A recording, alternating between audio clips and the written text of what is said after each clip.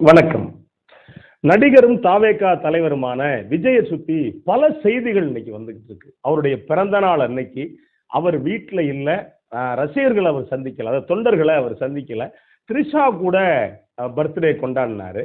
அதே மாதிரி இந்த காலகட்டத்தில் அவருடைய ஜனநாயகன் படத்தை வாங்குறதுக்கு ஆள் இல்ல. இன்னொரு செய்தி என்ன அப்படின்னா, இப்ப சமீபத்தில் இருக்கக்கூடிய இந்த போதைப் பொருள் கலாச்சாரம், இது குறிப்பா ஸ்ரீகாந்த், ஸ்ரீகிருஷ்ணா இந்த 2 பேரும் கைது செய்யப்பட்டிருக்காங்க.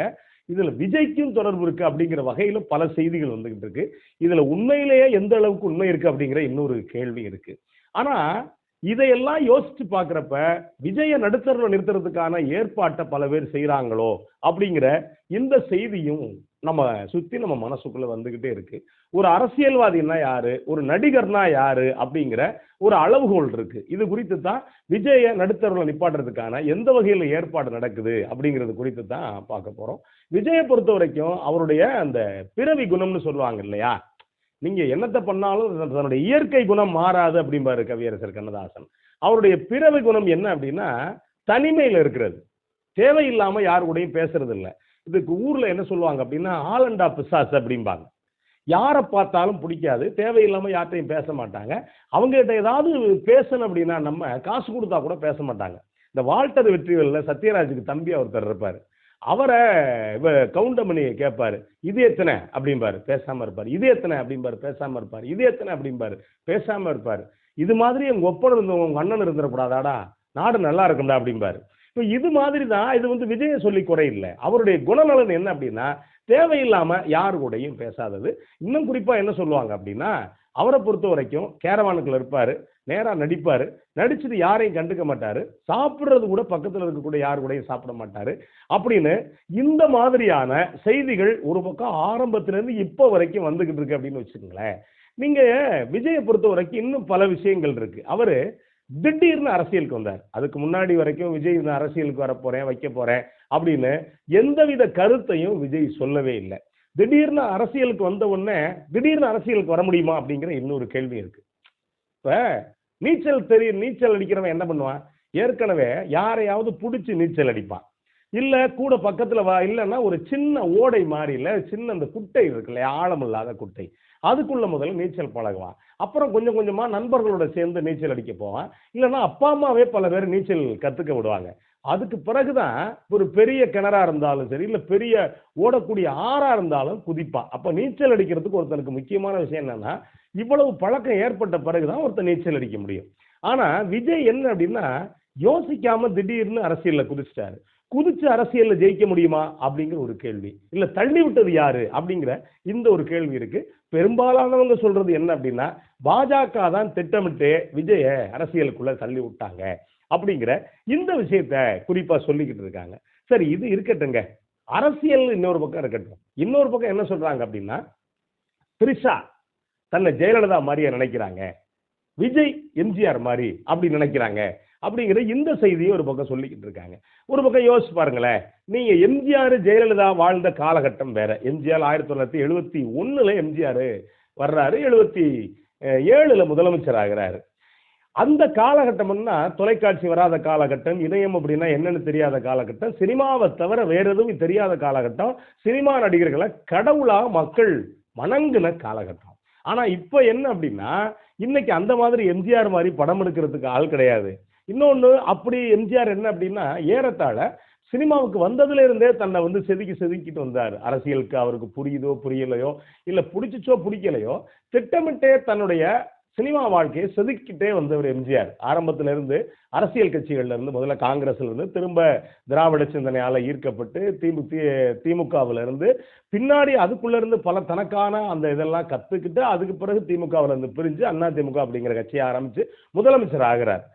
எம்ஜிஆருக்கு இருந்த அந்த மாதிரியான அந்த புகழ் விஜய்க்கு இருக்கா அப்படின்னா, விஜய்க்கு உண்மையிலேயே ரசிகர்கள் நிறைய, அதுல ஒண்ணும் மாற்றுக்கிறது கிடையாது.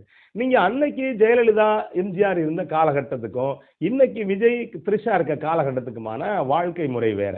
எம்ஜிஆர் இன்னொன்னு, மனைவியை தனியா அனுப்பிச்சு விட்டுட்டு அந்த வேலை பார்க்கல. அவரு குடும்பத்தோட இருந்தாரு. ஜெயலலிதா மேல அரசல் புரசலா அந்த பேச்சு பேசப்பட்டுச்சு. அது உண்மை அப்படின்னு யாருமே நிரூபிக்க முடியல. பொதுவா ஒருத்தர் புகழோட இருந்தாங்கன்னா இந்த மாதிரி பேச்சுக்கள் வர்றதெல்லாம் சகஜம். ஆனா கூடவும் குறைச்சோ பின்னாடி அதே கட்சியை ஜெயலலிதா கைப்பற்றி முதலமைச்சர் ஆனாங்க. இன்னைக்கெல்லாம் என்ன அப்படின்னா இணைய காலத்துக்கு அதுக்கும் போட்டு நார் நாரா கிழிச்சு நடுத்தருவில் விட்டுருவாங்க. இல்லாத ஒரு விஷயத்தையே இருக்கிற மாதிரி பேசுவாங்க. அப்போ ஒரு விஷயம் இருந்துச்சு அப்படின்னா இன்னும் கூடுதலா பேசுவாங்க அப்படிங்கிறதா இன்னைக்கு இருக்கக்கூடிய இணைய காலகட்டத்தில் ஒருத்தருக்கு ஆன சிக்கல். என்ன சவால்கள் அப்படின்னா நீங்க தனியா போனா கூட வேற ஒருத்தர் போனா கூட வீடியோ எடுத்து அவர் மாதிரியே இருக்கு, அவர் தான் அங்க போனாரா அப்படிம்பாங்க. இதுக்கு நீங்க பதில் சொல்றதுக்குள்ள 5 வருஷம் ஓடி போயிடும். நீங்க நிரூபிக்கிறதுக்குள்ள 5 வருஷம் ஓடி போயிடும். அப்ப என்ன அப்படின்னா யாருமே சுத்தமானவங்க, யாருமே திறமையானவங்க அப்படின்னு இன்னைக்கு அவ்வளவு சீக்கிரம் நிரூபிச்சிட முடியாது. இந்த காலகட்டத்துல விஜய் அரசியலுக்கு வந்திருக்காருங்க. விஜய் அரசியலுக்கு வந்தது சரி, வந்ததுல இருந்து விஜய் என்ன பண்றாரு அப்படிங்கிற இன்னொரு கேள்வி இருக்கு. வந்ததுல இருந்து விஜய் என்ன பண்றாரு அப்படின்னா இதுவரைக்கும் பெருசா எந்த அரசியல் கட்சியையும் எதிர்த்து பேசல. 2 முறை கூட்டத்துல பேசினாரு. அது ரொம்ப ட்ரோல் மீடியா மெட்டீரியல் அனுப்பிச்சு அப்புறம் சரின்ட்டு விட்டுட்டாரு. இது வரைக்கும் எந்த ஒரு ஊடகத்துக்கும் அவர் பேட்டி கொடுக்கல. சரி பேட்டி கொடுக்கலங்க, சரி என்னதாங்க பண்றாரு அப்படின்னா ஜனநாயகன் அவருடைய கடைசி படம் அப்படின்னு சொல்றாங்க. சரி ஜனநாயகன் கடைசி படம்னா இந்த கூட்டு வெளியில வந்துருச்சு, அரசியல் தேர்தல் வரட்டும் பார்ப்போம் அப்படின்னு அவருடைய சக நடிகை கிட்ட சொன்னதா அப்படி ஒரு பேச்சு வந்துருச்சு. சரி ஒரு அரசியல்வாதி எப்படி தன்னை திட்டமிடுவான் அப்படிங்கிற ஒரு கேள்வி இருக்கு இல்லையா? அரசியல்வாதியை பொறுத்த வரைக்கும் 2 வகை தாங்க அரசியல்வாதி. நீங்க எப்படி யோசிச்சு பார்த்தாலும் 2 வகை தான். ஒரு வகை என்ன அப்படின்னா உண்மையிலேயே மக்களுக்கு சேவை செய்யக்கூடியவங்க. அதை எதை பத்தியும் யோசிக்க மாட்டாங்க. ஏதோ ஒரு வகையில ஏதாவது ஒரு சேவையில ஏதாவது ஒரு மூலையில உட்கார்ந்து செஞ்சுக்கிட்டு இருப்பாங்க. அதுல அடிமட்ட தொண்டன்ல இருந்து பெரிய தலைவர்கள் வரை இந்த வேலை பார்ப்பாங்க. இன்னொருத்தர் இருக்காங்க, அது யார் அப்படின்னா தொண்டு செய்யறது மாதிரி நடிக்கக்கூடியவங்க. இந்த 2வது வகை. ஒருத்தர் எனக்கு தெரிஞ்சு ஒருத்தர் அமைச்சரா இருந்தவர், அவரை பத்தின ஒரு தகவல். அப்பெல்லாம் என்ன தேர்தலுக்கு ஓட்டு கேட்க போவாங்க. ஓட்டு கேட்க போகும்போது மக்கள் வரிசையில ஆரத்தி தட்டு வச்சிருப்பாங்க, இல்ல குடத்துல ஆரத்தி எடுக்கிறதுக்காக தயாரா இருப்பாங்க. இருக்கிறப்ப இவங்க வந்த உடனே இறங்கின உடனே அந்த ஆரத்தி எடுப்பாங்க. ஆரத்தி எடுத்த உடனே ஆரத்தி பணம்னு அப்படின்னு சொல்லி போடுவாங்க. மொத்தமா ஒரு 200 ஆரத்தி அப்படின்னா பிஏட சொல்லி அந்த 200 ஆரத்திக்கு கணக்கு பண்ணி பணத்தை போட்டிருப்பா அப்படின்னு சொல்லுவாங்க. அப்ப அந்த காலகட்டத்தில் அமைச்சரா இருந்தவர் இறங்குறாரு. இறங்கின உடனே ஆரத்தி எடுத்துட்டு ஒரு அம்மா அந்த ஆரத்தி மஞ்சள் கலந்த தண்ணி இருக்கும், அதுல அவருக்கு பொட்டு வச்சிடறாங்க. பொட்டு வச்ச உடனே அப்ப சிரிச்சுக்கிறாரு. சிரிச்சுக்கிட்டு வணக்கம்மா வணக்கம்மா, நான் உங்களுடைய ஆசீர்வாதத்தால நான் வெற்றி அடைஞ்சிருவோமா, நீங்க கவலைப்படாதீங்கம்மா அப்படின்னு சொல்லிட்டு காருக்குள்ள ஏறின உடனே அவசரமா கையில வச்சிருந்த கட்சிப்பால அந்த ஆரத்தி பச்ச பொட்டை அழிக்கிறாங்க. அழிச்சிட்டு அவ பாட்டுக்கு எரும மாடு வச்சுட்டா, இதை நான் சரி பண்றதுக்கு எங்க போகணும் தெரியுமா அப்படின்னு சொல்றாரு. அப்ப என்ன அப்படின்னா மக்கள் முன்னாடி ஒரு நடிப்பு, அதை தாண்டி உள்ள வந்தவன தன்னுடைய உண்மையான முகம். இப்படி 2 வகையான முகத்தில் இருக்கக்கூடிய அரசியல்வாதிகள் இருக்காங்க. இதுல நீங்க கவனிச்சு பாத்தீங்கன்னா பெரும்பாலான அரசியல்வாதிகள் 2 முகத்தோட தான் இருப்பாங்க. எனக்கு தெரிஞ்சு இடதுசாரி சிந்தனையாளர்களை தாண்டி மற்றவங்க பெரும்பாலும் இந்த வகையான சூழல்ல தான் இருப்பாங்க. சரி விஜய்க்கு உண்மையான மக்கள் தொண்டனா அப்படின்னா அது வரைக்கும் உண்மையான மக்கள் தொண்டன் கிடையாது. ஏன்னா அவர் அரசியலுக்கு வரணும் அப்படின்னு நினைச்சதே இல்லை. இன்னொன்று ஒரு சில பேருடைய குணநலன்கள் அரசியலுக்கு ஒத்து வராது. ரொம்ப கோவப்படுறவங்களுடைய குணநலனும் அரசியலுக்கு ஒத்து வராது. கோபமே இல்லாம பேசாம இருக்காருடைய அந்த குணநலனும் அரசியலுக்கு ஒத்து வராது. ரொம்ப எதுக்கு எடுத்தாலும் ஈன்னு சொல்ற ஆளு, கண்ட மாதிரி பேசுறாலும் அரசியலுக்கு ஒத்து வராது. வாழ்க்கையில வாயவே திறக்க மாட்டேன்னு சத்தியம் பண்ணிட்டு இருக்காருடைய அந்த குணமும் அரசியலுக்கு ஒத்து வராது. இவருடைய குணம் எப்படிப்பட்ட குணம் அப்படின்னா நீங்க என்ன பேசினாலும் வாய் திறக்காத குணம். இன்னொன்னு பெரும்பாலா விஜய் அரசியலை படிச்சுட்டாரா அப்படின்னா விஜயை பொறுத்த வரைக்கும் ஒரு தனி தீவு மாறி அப்படின்னு வச்சுக்கலாம். ஏன்னா அவர் பெரும்பாலும் அரசியலை பத்தி படிச்சதே கிடையாதுன்னு வச்சுக்கோங்களேன். அப்ப இப்படிப்பட்ட விஜயுடைய கேரக்டர் சினிமாவை நடிக்க ஒத்து வரும், ஒரு ஃபைனான்ஸ் பண்றதுக்கு ஒத்து வரும், அதே மாதிரி ஒரு தொழில் பண்றதுக்கு ஒத்து வரும். அதே நேரத்தில் இந்த வகையான குணநலனத்தோடு அரசியலுக்குள்ள உள்ள ஜெயிக்க முடியுமா அப்படின்னா நம்மளை பொறுத்த வரைக்கும் அவர் அரசியலுக்குள்ள ஜெயிக்கிறது அப்படிங்கிறது ரொம்ப சிரமமான காலகட்டம், அந்த காரியம்தான். அப்ப விஜய்க்கு சினிமாவில் ஒரு பக்கம் நடிக்க தெரியுதுங்க, ஆனா அரசியல்ல நடிக்க தெரியுது அப்படின்னா விஜய்க்கு அரசியல்ல நடிக்க தெரியல அப்படின்னு தான் நம்மளால கண்டிப்பா சொல்ல முடியும். ஏன் சொல்ல முடியும் அப்படின்னா இப்ப த்ரிஷா கூட பல பேச்சு பேசுறாங்கன்னு வச்சுங்களேன், அது அவருடைய தனிப்பட்ட அவனுடைய குணநலன் குறித்து நமக்கு தேவையில்லை, நம்ம போய் பார்க்கவும் இல்லை. அதனால சமூகத்துக்கு எதுவும் பிரச்சனையா அப்படின்னா ஒரு ஆணியும் ஒரு பிரச்சனையும் கிடையாது. அவர் அரசியலுக்கு வந்து மக்களுக்கு என்ன செய்ய போறாரு, ஒருவேளை என்ன செய்வாரு அப்படிங்கிறது குறித்து வேணா நம்ம பேசலாம். இப்ப விஜய் இந்த பிறந்த நாள் எடுத்துக்கங்களேன். இந்த பிறந்த நாள்ல உண்மையிலேயே விஜய்க்கு ஒரு அரசியல் புரிதல் இருக்கும். இல்ல அரசியல்ல நடிச்சே ஆகணும் அப்படிங்கிற முடிவோட விஜய் இருந்திருந்தாருன்னா என்ன பண்ணுவாரு? தொண்டர்கள்லாம், அதாவது ரசிகர்கள்லாம் அங்கங்க விஜய் தொடர்பான விழாக்களை வச்சுக்கிட்டு இருக்காங்க. மக்களுக்கு அவங்களால முடிஞ்ச உதவிகளை செஞ்சுக்கிட்டு இருக்காங்க. ஆனா விஜய் என்ன பண்ணாரு? அன்னைக்கு எந்த தொண்டர்களையும் சந்திக்கல.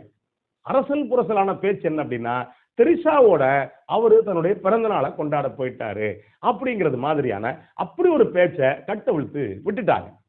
அது எந்த அளவுக்கு உண்மை அப்படிங்கிறது எந்த இதுவும் தெரியல. அது ஒரு சில பேர் எப்போவா உள்ள போட்டோவெல்லாம் கொண்டு வந்து வச்சுக்கிட்டு இது விஜயும் திரிஷாவும் பிறந்த நாள் கொண்டாடினது, இது இதுவா தான் இருக்கும் போல இருக்கு அப்படின்னு அவங்கெல்லாம் கண்ணு காது மூக்கு வாய் இதயமெல்லாம் வச்சு பேச ஆரம்பிச்சிடுறாங்கன்னு வச்சுக்கங்களேன்.